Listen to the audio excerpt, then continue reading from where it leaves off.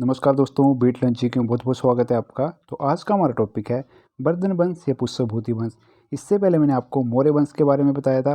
मौर्य वंश में मैंने आपको बताया था कि इनके पतन के पश्चात छोटे छोटे राजवंशों का उदय होता है तथा इनका फायदा उठा के कुछ विदेशी आक्रमणकारी मध्य एशिया से भारत में आते हैं और भारत में शासन व्यवस्था स्थापित करने का प्रयास करते हैं।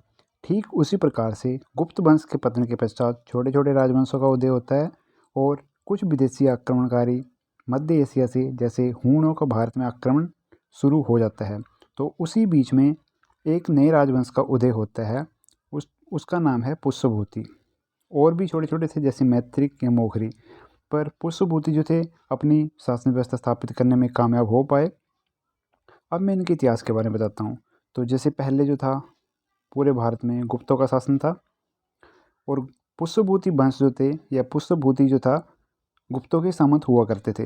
लेकिन पश्चिमी तरफ से जब हूणों का आक्रमण होना शुरू हुआ तो पुष्यभूति ने हूणों के आक्रमण को विफल कर दिया और खुद को इन्होंने स्वतंत्र घोषित कर दिया। तो इसी प्रकार इनके संस्थापक हुए पुष्यभूति और इन्होंने अपनी राजधानी बनाया था हरियाणा के थानेश्वर को। अब इसके आगे बढ़ने से पहले मैं आपको थोड़ी भौगोलिक स्थितियों के बारे में बता देता हूँ ताकि आपको ये टॉपिक अच्छी तरह से समझ आ सके। तो हरियाणा में जो शासन चलता था पुष्यभूति वंश का चलता था। इन्होंने अपनी राजधानी थानेश्वर बनाई थी और कन्नौज ये जो था यूपी और बिहार का एरिया पड़ता था और ग्रेबर्मन का यहाँ शासन था और इनको मोखरी वंश कहा जाता था। इन्होंने अपनी राजधानी कन्नौज बनाई थी। पश्चिम बंगाल में जो शासन था ये था गौड़ वंश का और यहाँ के जो शासक हुआ करते थे शशांक हुआ करते थे। ये वही शशांक है जिन्होंने बोधगया में बोधि वृक्ष को कटवा दिया था क्योंकि ये शैव धर्म के उपासक थे। मध्य प्रदेश में था मालवा और मालवा के जो प्रमुख शासक हुआ करते थे वो होते थे देवगुप्त। दक्षिण में था चालुक्य वंश और यहाँ के जो शासक थे वो थे पुलकेशिन द्वितीय। तो चलो अब मैं आप आगे बताता हूँ।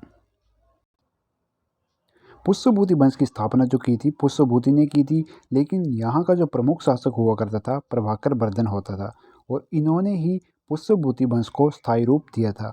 इनका जो शासनकाल था 6वीं शताब्दी के अंतिम वर्ष में था तथा इन्होंने महत्वपूर्ण उपाधियां धारण की थी जैसे परम परम भट्टारकर या महाराजा धीराज और हूण जो थे इनके नाम से भी डरते थे। अब प्रभाकर वर्धन के जो थे 2 पुत्र थे और एक पुत्री थी। इनके 2 पुत्रों में बड़ा बेटा जो था राजवर्धन था और छोटा हर्षवर्धन था। पुत्री का नाम था राजश्री और राजश्री की जो शादी हुई थी वो हुई थी गृहवर्मन से जो कि मोखरी वंश के प्रमुख शासक थे। प्रभाकर वर्धन की मृत्यु हो जाती है 604 ईस्वी में। इसके बाद इनका बड़ा बेटा उत्तराधिकारी बनता है राजवर्धन। प्रभाकर वर्धन की मृत्यु के बाद ये जो शासक थे मालवा के देवगुप्त इन्होंने कन्नौज पे आक्रमण कर दिया तथा इन्होंने गृहवर्मन को मार दिया और इनके साम्राज्य पे अपना अधिकार कर लिया और जो राजश्री थी इनको कन्नौज की कारागार में डाल दिया। जब इस बात का पता राजवर्धन को चला तो इन्होंने कन्नौज पे आक्रमण कर दिया या देवगुप्त पे आक्रमण कर दिया तथा भारी उथल पुथल के कारण राजश्री थी विंध्याचल के जंगलों में भाग गई और इन्होंने देवगुप्त की हत्या कर दी राजवर्धन ने। अब इन्होंने देवगुप्त की हत्या कर दी तो देवगुप्त के जो दोस्त थे वो थे शशांक और शशांक ने धोखे से राजवर्धन की हत्या कर दी। अब उसके बाद जो अगला शासक बना वो बना हर्षवर्धन। अब हर्षवर्धन जो था 16 वर्ष की उम्र में राजा बना। इसके पास 3 चुनौतियाँ थी। सबसे पहले अपनी बहन को बचाना, दूसरा अपने भाई की हत्या का बदला लेना और तीसरा अपनी बहन के साम्राज्य को वापस पाना। तो इन सभी चुनौतियों को स्वीकार करते हुए हर्षवर्धन जो था 16 वर्ष की उम्र में 606 ईस्वी में राजा बनता है। हर्षवर्धन जैसे ही राजा बना सबसे पहले इसने कन्नौज पे आक्रमण किया जहाँ पे शशांक ने कब्जा कर रखा था और शशांक की ये हत्या कर देता है और अपनी बहन को भी विंध्याचल के जंगलों से ढूंढ निकालता है। ऐसा कहा जाता है कि इन्होंने अपनी बहन को उस समय ढूंढ निकाला था जब वो आत्महत्या करने ही वाली थी। इस प्रकार हर्षवर्धन ने अपनी बहन के साम्राज्य को वापस पा लिया, अपने भाई की मौत का भी बदला ले लिया और हर्षवर्धन ने अपनी अगली जो राजधानी बनाया वो बनाया कन्नौज को। इस प्रकार हर्षवर्धन का जो साम्राज्य विस्तार था वो इस प्रकार था। हरियाणा या थानेश्वर से लेके बंगाल तक और पश्चिम में बल्लभी तक इनका शासन फैल गया। अब मैं आगे बताता हूँ आपको हर्षवर्धन की जानकारी के स्रोत। तो बाणभट्ट जो थे हर्षवर्धन के दरबारी कवि थे और इन्होंने जो रचना की थी हर्षचरित की रचना की थी। इसमें जो है हर्षवर्धन के बारे में जानकारी मिलती है और पुष्यभूति वंश के बारे में जानकारी मिलती है। दूसरी जो थी बाणभट्ट की रचना थी वो थी कादम्बरी। कभी कभी ऐसे डायरेक्ट क्वेश्चन पूछा जाता है कि हर्षवर्धन के शासनकाल में कौन से इनके दरबारी कवि थे, तो वो थे बाणभट्ट। इनके द्वारा रचित कौन कौन सी पुस्तकें थी, तो हर्षचरित और कादम्बरी। हर्षवर्धन ने खुद ग्रंथों की रचना की थी। कहा जाता है कि जितनी ताकत इनकी तलवार में थी उतनी इनकी कलम में भी थी। तो इन्होंने 3 नाटक या 3 ग्रंथों की रचना की थी, जैसे नागानंद, रत्नावली और प्रियदर्शिका।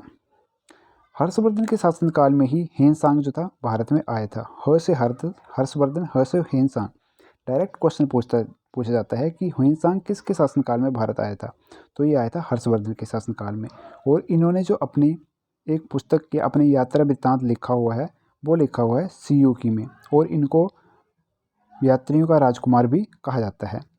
एक यात्री हुआ करते थे चीनी यात्री इत सिंह, वो भी हर्षवर्धन के शासनकाल में ही भारत में आए थे और ये बौद्ध धर्म की जानकारी इकट्ठा करने के लिए भारत में आए थे।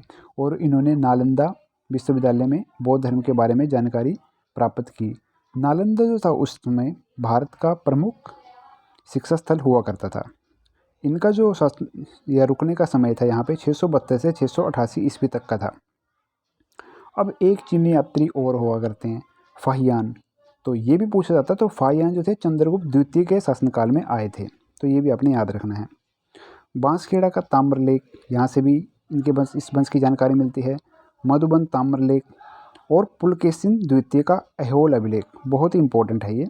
तो ऐहोल अभिलेख जो था इसमें बताते हैं कि जब हर्षवर्धन अपने साम्राज्य का विस्तार दक्षिण की ओर करना चाहता था, तो नर्मदा नदी के तट के किनारे पुलकेशिन द्वितीय और हर्षवर्धन के बीच युद्ध हुआ।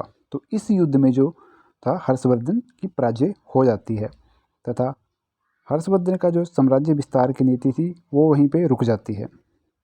कुछ मोहरें भी मिली है, जैसे नालंदा से मिट्टी की और सोनीपत से तांबे की मोहरें। इसमें हर्षवर्धन का जो था पूरा नाम मिलता है। अब मैं बताता हूँ आपको हर्षवर्धन के बारे में, जहाँ से ऑब्जेक्टिव पूछे जाते हैं। तो हर्षवर्धन का दूसरा नाम था शिलादित्य था। इनका शासनकाल 606 से लेकर 647 ईस्वी तक का था। 606 में जब ये थानेश्वर के राजा बनते हैं तो इनकी आयु मात्र 16 वर्ष की थी।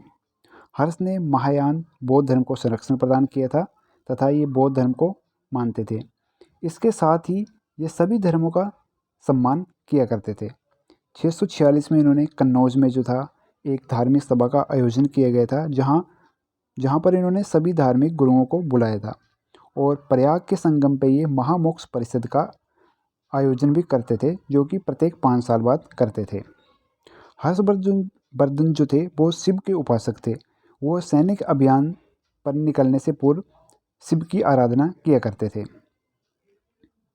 हर्षवर्धन को बांसखेड़ा तथा मधुबन शिलालेखों में परम महेश्वर कहा गया है। हेनसांग के अनुसार हर्ष ने पड़ोसी राज्यों पर अपना अधिकार करके उन्हें अपने अधीन कर लिया था। भारतीय इतिहास में हर्ष का सर्वाधिक महत्व इसलिए भी है क्योंकि ये अंतिम हिंदू सम्राट थे। ऐसा माना जाता है कि ये उत्तर भारत के अंतिम हिंदू सम्राट थे। तो ये थी आज की हमारी वीडियो। Thanks for watching. जय हिंद, जय भारत।